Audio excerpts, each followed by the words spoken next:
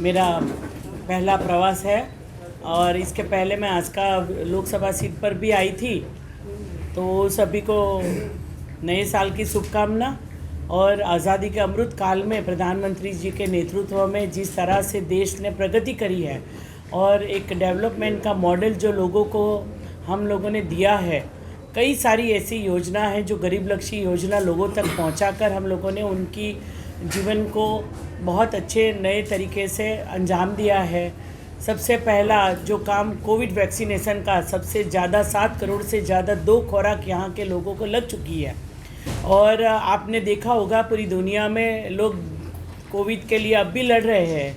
वहाँ हमारी वैक्सीन के साथ में, हमारे साइंटिस्टों के एफर्ट के साथ में, बहुत सफलता के साथ में सभी पूरे भारत में सभी लोगों का 200 करोड़ से ऊपर से ज़्यादा लोगों की वैक्सीन लग चुकी है और हम we all are on the back to normal life.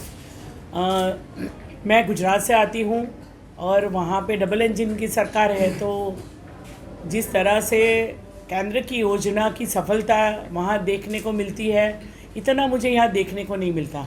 ख़ास करके मैं सूरत से आती हूँ और सूरत में बहुत सारे लोग गंजाम और बहरामपुर से वहाँ अपने श्रम कार्य करने के लिए आते हैं या तो बिज़नेस के लिए आते हैं।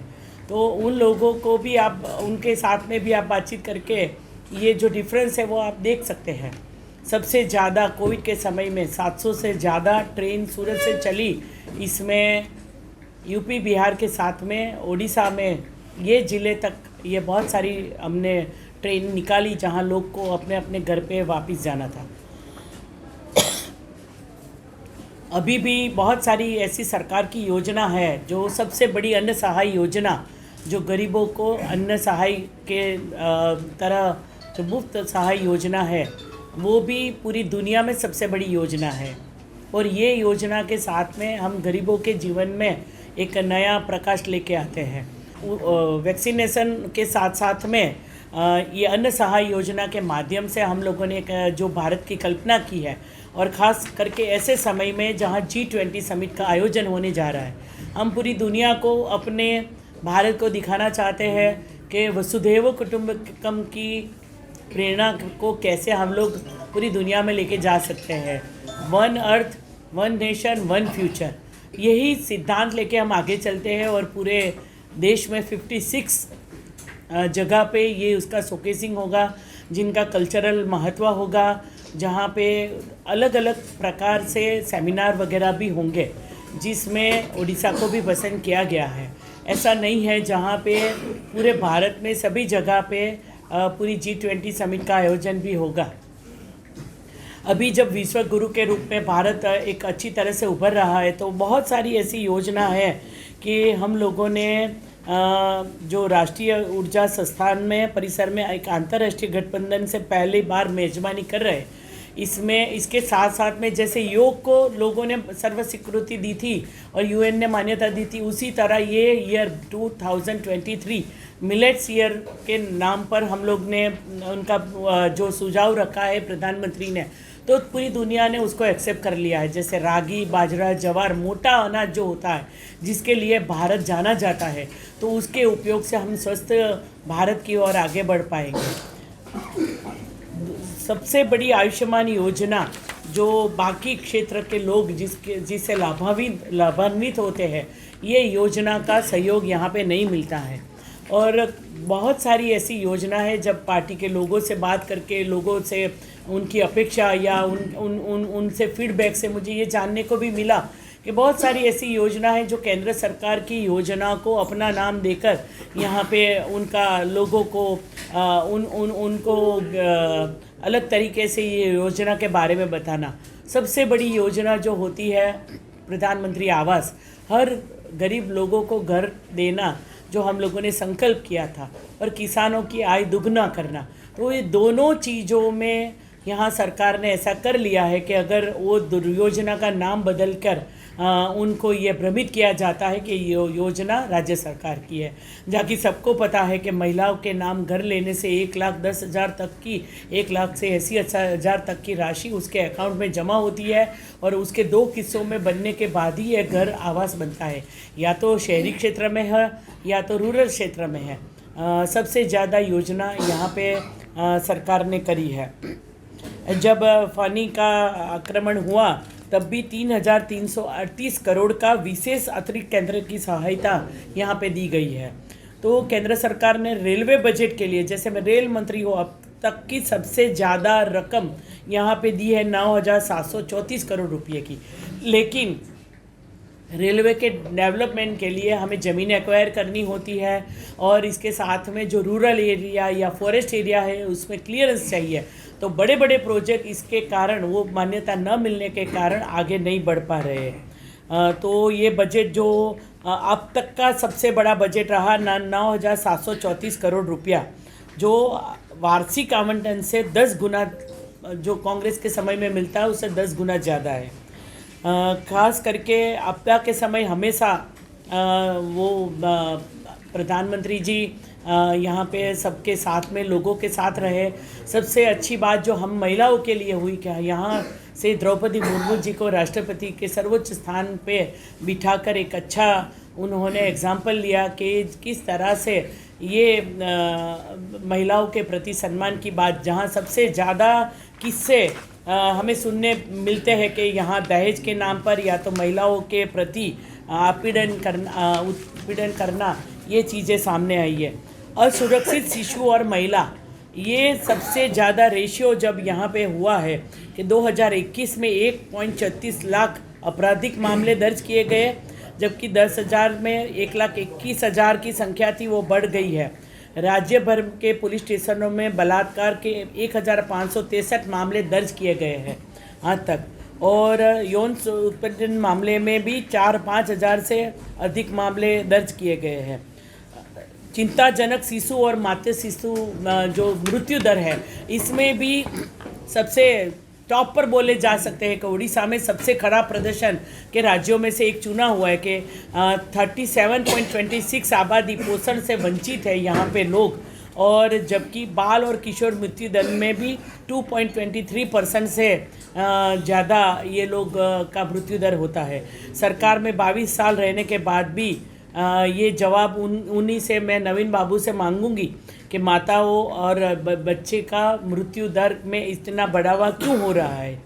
और आयुष्मान भारत का न होना ये सबसे बड़ी कमनसीबी की बात है, जब एक परिवार में या तो घुटनों का दर्द हो या तो 25 से ज़्यादा ऐसी योजना है जिसमें लोगों को स्वास्थ्य लाभ सेवा का प्रदान हो सकता है। तो ये पूरे करोड़ों प्रवासी लोग को जो योजना का लाभ मिलता है भारतीयों का, उसका लाभ प्रमुख स्वास्थ्य बीमा योजना का लाभ यहाँ की जनता को नहीं मिलता। घर की आवास की मैंने बात, जल, हर घर को जल देने की बात है। तो ये मंत्रालय ही प्रधानमंत्री जी ने बनाया, सबसे पहले जल मंत्रालय बनाया गया और इसके माध्यम से हर घर को जल तक पहुंचाने का जो प्रयत्न किया, इसमें भी उड़ीसा सरकार ने ये योजना भी अपने नाम पे कर दी है। 2 करोड़ से ज़्यादा के लोगों की स्क्रीनिंग की गई है, लेकिन आईडीबी, उनको स्क्रीनिंग से आईडीबी 43.61 लाख लोगों को इसको ABHIB प्रदान की गई है। तो 100% उड़ीसा में आयुष्मान भारत का जो केंद्र स्थापित हम करने जा रहे हैं, तो इसके माध्यम से हम चाहते हैं कि यहाँ का हर एक शिशु, माता और लोग स्वस्थ रहे। उद्योग और आंतरिक व्यापार के लिए भी यहाँ 1270 स्टार्टअप जिसका रजिस्ट्रेशन हो चुका है। श्रम पोर्टल, जहाँ सबसे ज़्यादा श्रमिक कोई और क्षेत्र में जाते हैं तो उनको वहाँ रेशन की राशि मिले, इसके साथ में जो जनधन योजना से जोड़ने का काम भी किया है।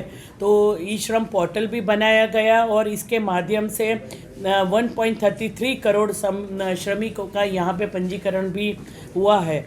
इलेक्ट्रिक और हाइब्रिड वाहनों की तेज़ी से अपनाने से हम लोग पर्यावरण के प्रति भी जागृत है। आज यहाँ पे फ्रेम 2 के चरण में यहाँ 54,587 इलेक्ट्रिक वाहन बेचे गए हैं, जिनके कारण 12,66,101 लीटर ईंधन की बचत हुई है। मई 22 तक 28,80,875 किलोग्राम कार्बन डाइऑक्साइड कम हुई है।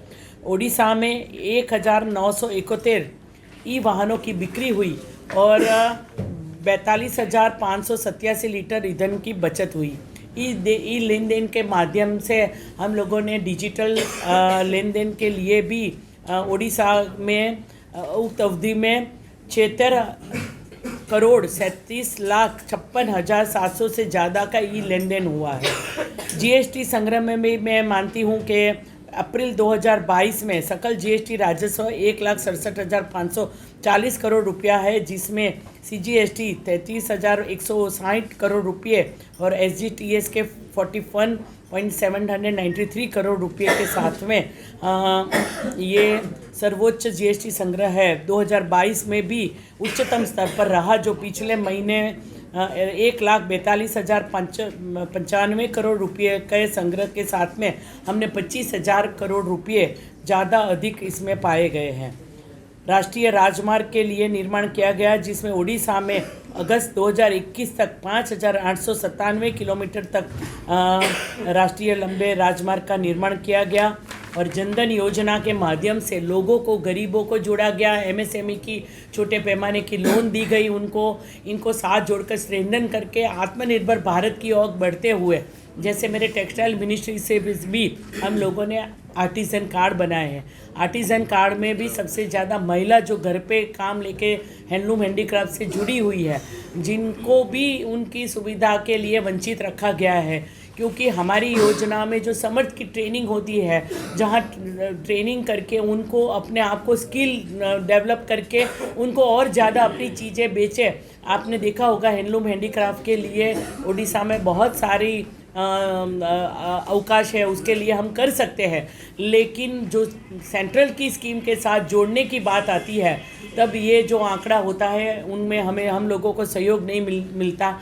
ज़्यादातर आज मैं 2-3 वीवर सेंटर पे जा रही हूँ, कल भी 2 दिन के दौरे पर हूँ। मैं वहाँ जैसे जैसे जाऊँगी, पीएम सम्मान निधि में भी अब तक उड़ीसा में 39,70,000 किसानों को 7,999 करोड़ रुपये जो उनके अकाउंट में सीधी दी गई है। तो इसमें भी 14 किस्तें आई है, तो उसको भी राज्य सरकार की योजना से जोड़कर उनको लोगों को भी भ्रमित किया जाता है। स्वनिधि योजना जो छोटे लोगों को ये कोविड के समय में स्ट्रीट वेंडर्स को जो देना चाहिए, इसमें 43,316 स्ट्रीट वेंडर्स को 50 करोड़ रुपए तक की सहायता अब तक मिली है। तो बहुत अच्छे से बहुत सारी ऐसी योजना है कि जो उजाला योजना, पीएम आवास योजना, जल जीवन मिशन, जो योजनाओं के साथ में जो शहरी योजना खास करके प्रधानमंत्री जी की है, स्वच्छ भारत मिशन, जो एक दुनिया को मैसेज गया कि अपने जहाँ टूरिस्ट डेस्टिनेशन वगैरह होते हैं, जैसे कोणार्क सूर्य मंदिर को एक ऐतिहासिक तौर पे उनको घोषित किया गया है। पुरी का बीच है, उसको ब्लू बीच के साथ में जोड़ा गया है। तो ऐसे जब देने की बात आती है तो केंद्र सरकार कभी भी कोई ऐसा डिस्क्रिमिनेशन नहीं करती कि जहाँ पे भारतीय जनता पार्टी की सरकार नहीं है वहाँ पे लोगों को उनके लाभ से वंचित किया जाए। तो बहुत अच्छे से हम लोग आज आगे बढ़ रहे हैं और आज़ादी के अमृत काल में हम लोगों ने जिस तरह से संकल्प लिया है, सभी मंत्रालयों ने संकल्प लिया है और हम आत्मनिर्भर की तरफ आगे बढ़ते हुए हम लोग एक नए भारत का निर्माण करेंगे। 100 साल बाद वाला भारत कैसा होगा, उसके नींव अभी रखी जा रही है। तो मैं अपेक्षा करती हूँ आप मीडिया के लोगों के साथ में कि ऐसी जितनी भी सरकार की योजना है, इसमें जुड़ने से लोगों को एक अच्छा जीवन हम दे पाते हैं।